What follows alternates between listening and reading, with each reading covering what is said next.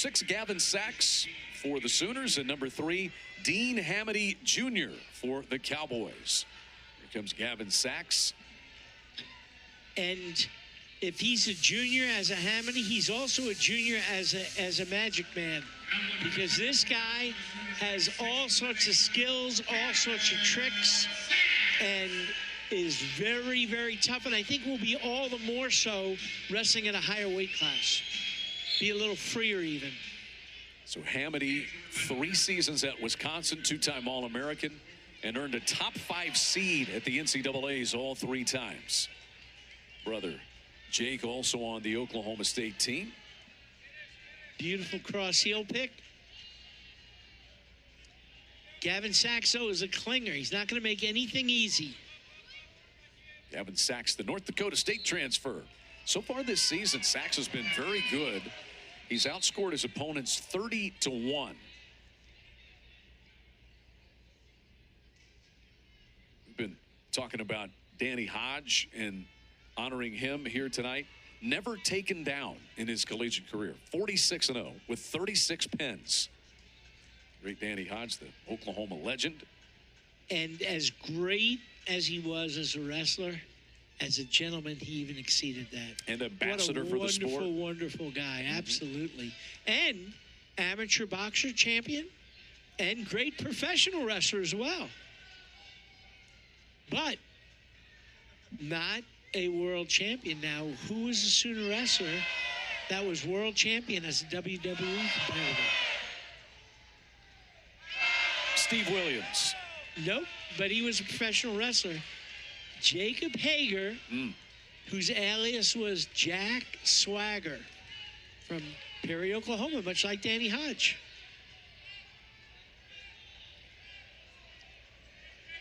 Now, what you can do if you can't get the takedown there, to get him leaning a little forward, put him in danger, they start counting, and then they'll call back points, even without control. That's where you hear some of the fans yelling, put him in danger. Oh, nice hop across. Sax is tough. But Hamiti forces his way into 3. And he is a beast on top, too.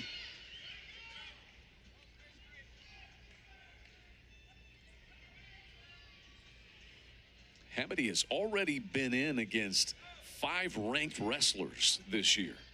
He's got 8 bonus point wins in 9 bouts so far. And I'm going to tell you something. The 2 guys ranked ahead of him are both NCAA champions from Missouri and from Penn State. But I'm going to tell you that he's capable of beating either of them.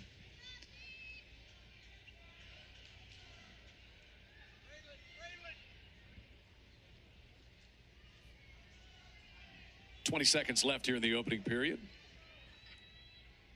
Although I do think he has lost to Keegan O'Toole in the past, but I think upper weight is going to be a good advantage for him.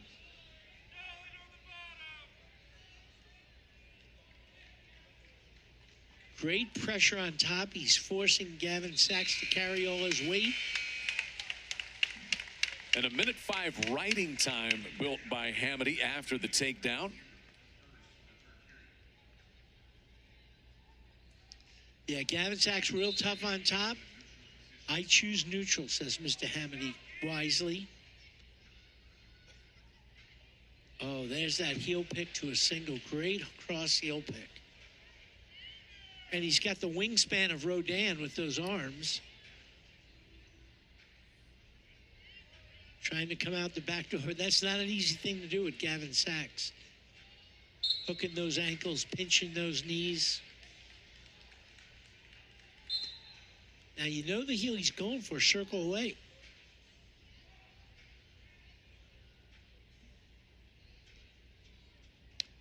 Or better yet, you control the ties, but it seems like we want to wrestle from open.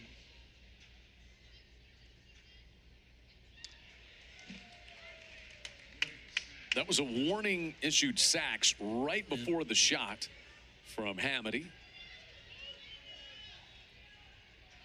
Great aggressiveness on the part of Oklahoma State.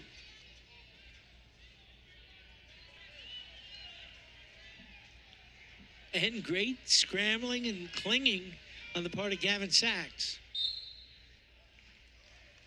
So another restart here. Now his choice next period, I believe, and the key, he's going to have to choose top because he's not getting anything done on the feet.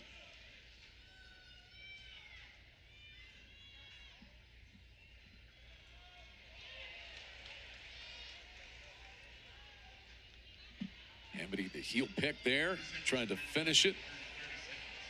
Under 30 seconds left here in the second period. Hamiti relentless on those shots.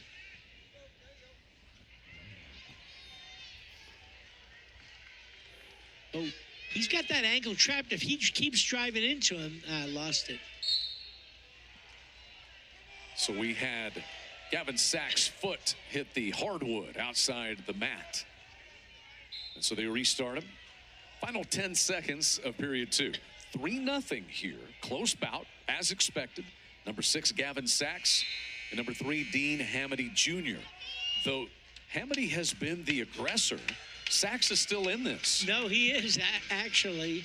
And what is he choosing? He is choosing top. That's just as I thought. Real good with the boots in. Let's see what kind of a first move Dean Hamiti has. Now it's a 1:05 riding time for Hamiti. There's a caution for a quick start on the part of Sax. Yeah, and you can give one of those away. Both these wrestlers unbeaten, ranked in the top 6. Only Missouri's Keegan O'Toole and Penn State's Levi Haynes ranked ahead of Dean Hamiti Jr. this week. And Keegan O'Toole moved up. Penn State's guy, moved up 2 weight classes. He was 157. Now he's 174. Stalemate.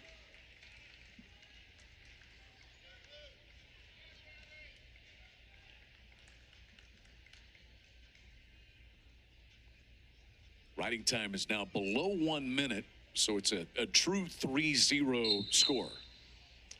Now that's the second caution. There we go, and you got to be careful now. Don't look at the ref. Just listen for the whistle and go. Don't try and anticipate it. Clean this time. Yeah, does a good job bumping and stepping across with the leg.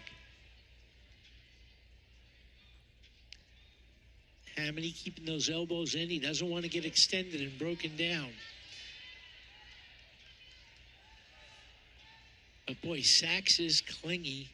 What he wants to do is get Hamiti stepping up with the far leg and turn that into a cradle. There's an attempt. 1 minute left. All the riding time has been wiped away. Now here's the deal. They may call a stalemate, but there are moves on bottom to beat legs. If anything, I'd call stalling on bottom.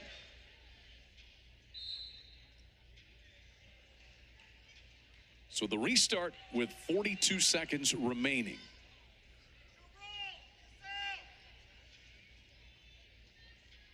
Sax would not be able to get to 1 minute of riding time, and it wouldn't matter anyway. He will need something more.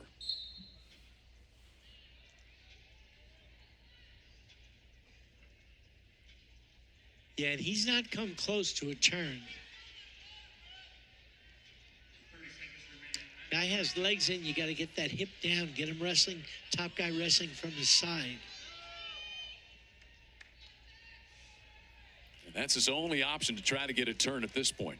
Long past the point of letting him out and trying for a couple of takedowns. Yep. Because that's what it would take. 10 seconds left.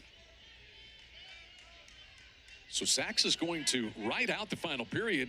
Oh! Does get him that the was escape. Interesting.